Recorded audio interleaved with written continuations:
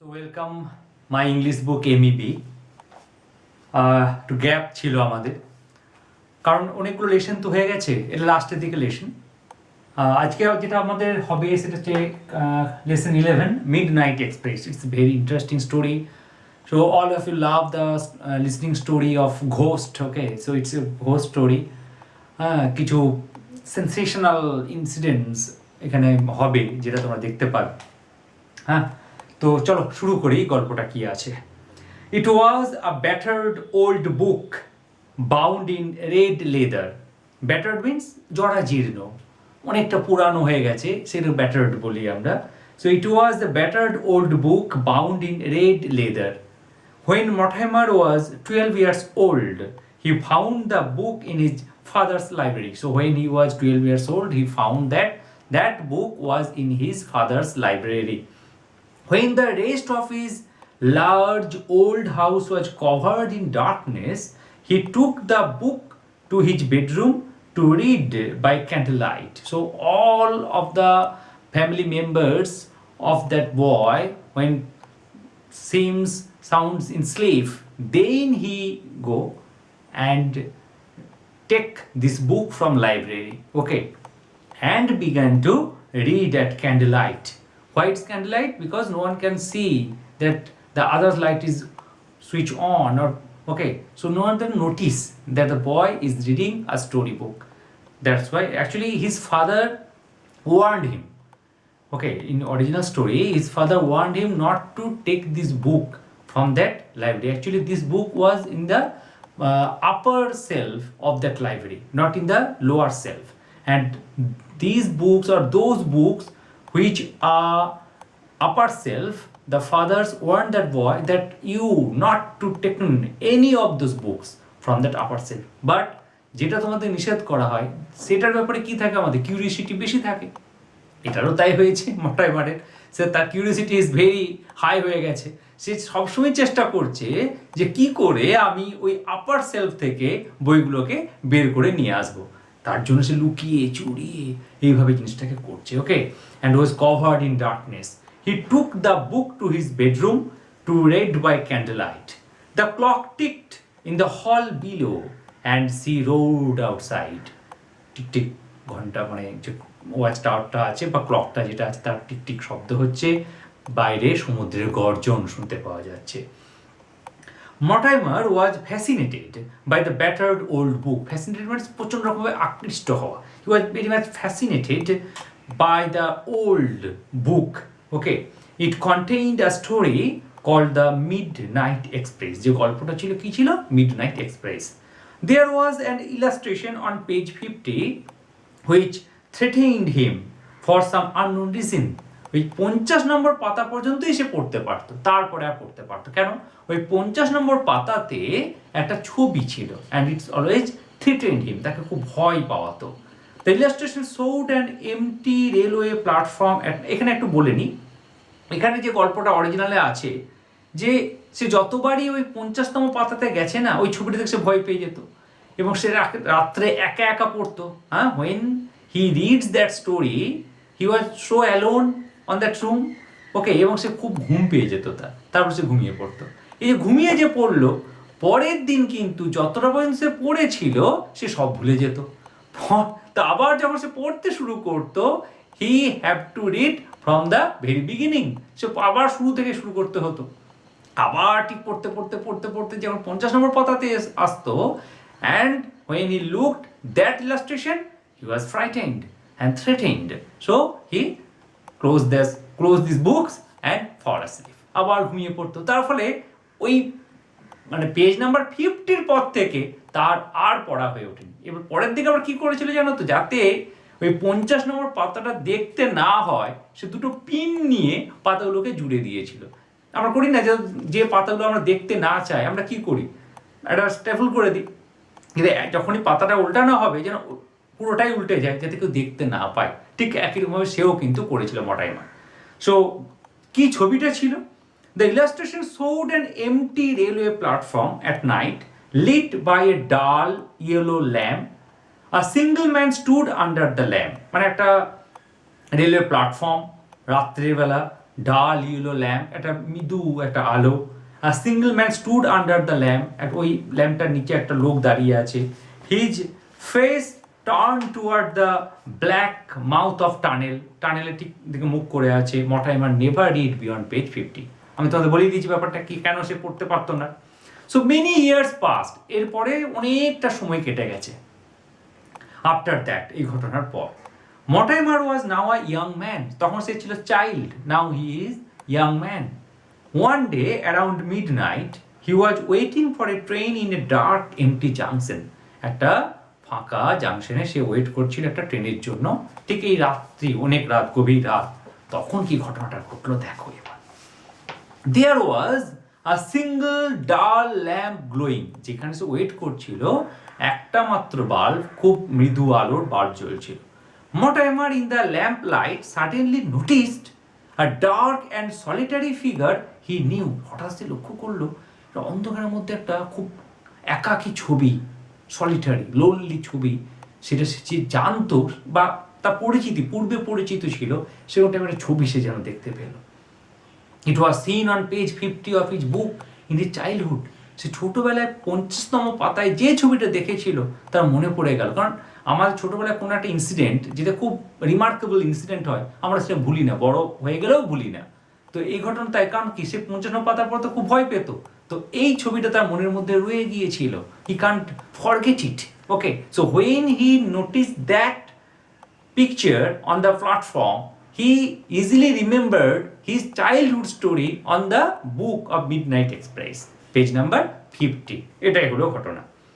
So it was seen on page 50 of his book in his childhood. The figure faced the black mouth of a tunnel. যেমন ছবিটা ছিল ঠিক এখানেও সেই জিনিসটা সে দেখতে পাচ্ছে। মর্টিমারস ইনস্টিংক্টস ওয়াজ অ্যারাউজড। ইনস্টিংক্ট মানে কি, মানে তার সেন্স বলে দিচ্ছে এবার কি, মানে অ্যারাউজড হয়ে গেছে, খুব একটা টেন্স আসছে তার মধ্যে। He walked quickly towards the figure and looked into its face, সে তাড়াতাড়ি ছবিটার দিকে গেল, মানে ওই যে ছায়াটা দেখতে পাচ্ছিল। মর্টিমার ওয়াজ শকড, সে শকড হয়ে গেল। কেন? He was starting into his own face, কিন্তু ওই ছায়াটা ছিল কার, যেন তার নিজেরই ছায়া সে দেখতে পাচ্ছে ওখানে। A wave of panic surged through Mortimer, একটা যেন একটা ঠান্ডা স্রোত বয়ে গেল তার শরীরের মধ্যে দিয়ে।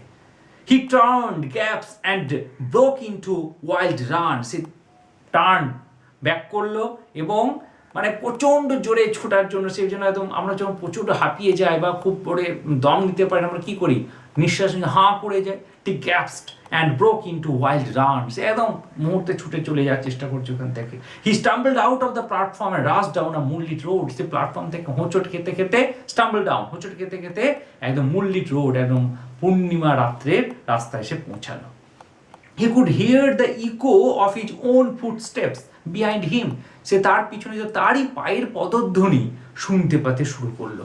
The footsteps were steadily gaining on him. আস্তে আস্তে সেই যে পদধ্বনি তার খুব কাছাকাছি চলে আসতে শুরু করলো। Mortimer paused for a moment. কিছুক্ষণ সে থামলো। He was completely shaken with fear. সে ভয়ে যেন কাঁপছে। He began to run again. সে আবার ছুটতে শুরু করলো। Quarter of a mile down, মানে একটা মাইলের 1/4 যাওয়ার পর Mortimer saw a small white cottage, সে একটা সাদা রঙের কটেজ দেখতে পেল। সিকিং ডেসপারেট শেল্টার, মানে ওখানে একদম সে আশ্রয় নেবেই, ডেসপারেট হয়ে গেছে। Mortimer pounded on the wooden door, সে জোরে ধাক্কা দিতে লাগলো উডেন ডোরটাতে। এখানে যেটা আছে গল্পটাতে, মেন স্টোরিতে, সে খুব জোরে জোরে ধাক্কা দিচ্ছে, কিন্তু কেউ সাড়া দিচ্ছে না, কেউ সাড়া দিচ্ছে না। কিন্তু এখানে খুব দেয়নি ওটা, পরবর্তীকালে কি দেখতে পাবে, he heard heavy footsteps coming down creaking stairs, মানে কাচ কাচ কাচ, মানে যেহেতু কটেজ, শীতকাল, ম্যাক্সিমাম ওগুলো কাঠের বাড়ি হয়, সো যখন একটা ভারী পায়ের আওয়াজ যদি আসে, ধপধপ শব্দ হয়, এবং যদি ব্যবহার না হয়, একটা কিচ আওয়াজ হয় না কাঠ থেকে, দরজা জানা লাগার সময়, ঠিক সেই আওয়াজটা ক্রিকিং স্টেয়ার্স, স্টেয়ার্স মানে সিঁড়ি। The door opened and a shadowy figure stood with a candle, দরজাটা খুলে গেল, একটা ছায়া মূর্তি হাতে একটা ক্যান্ডেল নিয়ে দাঁড়িয়ে আছে। দে এক্সচেঞ্জড নো ওয়ার্ডস, তারা কিন্তু কোনো বাক্য বিনিময় করলো না। The shadowy figure beckoned him inside, তাকে নিয়ে চলে গেল ভিতরে। They went up the creaking stairs, তারা আবার সেই সিঁড়ি দিয়ে, শব্দওয়ালা সিঁড়ি বলতে পারো, উঠতে শুরু করলো। The shadowy figure took him to an upper room, ওই যে ছায়াময় মূর্তিটি তাকে উপরে রুমে নিয়ে গেল, where a bright fire was burning, যেখানে একটা উজ্জ্বল আলো জ্বলছে। অ্যাকচুয়ালি উজ্জ্বল আলো জ্বলছে মানে কি, ফায়ার সাইড। শীতকালের দিকে ওইদিকে কি হয়, ঘরে তো প্রচুর ঠান্ডা, তো ঘরে একটা ফায়ার সাইড রাখতে হয় যেখানে আগুন জ্বলে কাঠ দিয়ে, যাতে করে ঘরটা গরম হয়ে থাকে। So fireside was burning. There was an armchair beside the fire, এমনভাবে যেন জিনিসটা হচ্ছে আগে থেকে যেন রাখাই ছিল, কেউ একজন আসবে তাকে এই জিনিসগুলোকে দেওয়া হবে, এমন সেট করা আছে যেন। So there was an armchair beside the fire. By the armchair was a small oak table on which lay a battered old book bound in red leather. The shadowy figure put the candle on the table and departed silently. সে কি দেখতে পেল, তার পাশে okay tree table ছিল, okay tree টেবিলের উপরে একটা সেই পুরানো জরাজীর্ণ বই, লাল চামড়া দিয়ে বাঁধা, বইটা খোলা হয়ে পড়ে আছে। Mortimer collapsed into the armchair and picked up the old book, সেই পুরানো বইটাকে সে নিল। With a shock he realized it was the same book from his childhood. সে তো অবাক হয়ে গেল, সেই বইটা, যে বইটা সে ছোটবেলায় পড়েছিল। এবার এখানে সেটা দেয়নি, এবার তোমরা প্রশ্ন করতেই পারো, স্যার ও বইটা থেকে কি করে বুঝে নিল যে এটা সেই বইটা? এখানে তো সেটা দেয়নি, কি করে বুঝলো বলো তো? আমি তোমাদের কি বলেছিলাম, যাতে করে পেজ নাম্বার 50 তাকে দেখতে না হয়, সে কি করেছিল, পিন মেরে দিয়েছিল না? সে পিনের যে পিনটা যে মেরেছিল, ঠিক বইটা যখন সে উল্টালো, যে 50তম পেজে at page number 50 the pin is there, সেই পিনটা এখনো রয়ে গেছে। তো এটা দেখে তার মনে পড়লো না, এটা তো সেই বইটাই যে বইটা আমি পিনটা মেরে রেখেছিলাম, সেই পুরানো হয়ে গেছে, জং ধরে গেছে, হ্যাঁ, রাস্টেড হয়ে গেছে পিনস। সো এটা থেকে বুঝতে পারলো, ওকে, সেম বুক, আগে একই বইটা যেটা চাইল্ডহুডে সে পড়েছিল। The book which contain the story of Midnight Express. Mortimer was greatly afraid, সে ভয় পেয়ে গেল। He turn the pages with trembling hands, কাঁপা কাঁপা হাতে পাতা উল্টাতে শুরু করলো। হি বিগ্যান টু রিড, সে পড়তে শুরু করলো। The story was about a man who in his childhood had read a book which contained a frightening picture. Mortimer tried to grasp the strange cycle of events he was going through. সে খুব মানে বোঝার চেষ্টা করলো, এই যে যেটা through দিয়ে সে যাচ্ছে এখন, সেটাকে চেঞ্জ করতে চাইলো। He was filled with dread. Who is the strange man who asked me into his cottage? Mortimer asked himself carefully. আচ্ছা, ওই ছায়াময় মূর্তিটি কে, যে আমাকে কটেজের মধ্যে নিয়ে এলো? At the very moment the door opened, ঠিক সেই সময় দরজাটা খুলে গেল। And the strange host came in, যে গৃহকর্তা, হোস্ট, আর গেস্ট হচ্ছে যে অতিথি। সো কেম ইন, সেখানে পৌঁছালো। His face was covered in darkness, পুরো অন্ধকারে মুখটা ঢাকা হয়ে আছে। বা একটা বলতে পারো, যেদিকে আলো জ্বলে তার উল্টো দিকে যদি দাঁড়াই আমরা, তো ছায়াটা মানে আলোটা কোথায় পড়ছে, আমার পিঠে, মুখটাতে আলো পড়ছে না, সো মুখটা দেখা যাচ্ছে না, ঠিক এইভাবে সে দাঁড়িয়ে আছে। The candle on the table cast huge shadows on the walls, সেই ক্যান্ডেলের যে ছায়াটা, বড় একটা ছায়া পড়েছে দেয়ালে। The shadowy figure stood before মর্টিমারের সামনে গিয়ে দাঁড়ালো।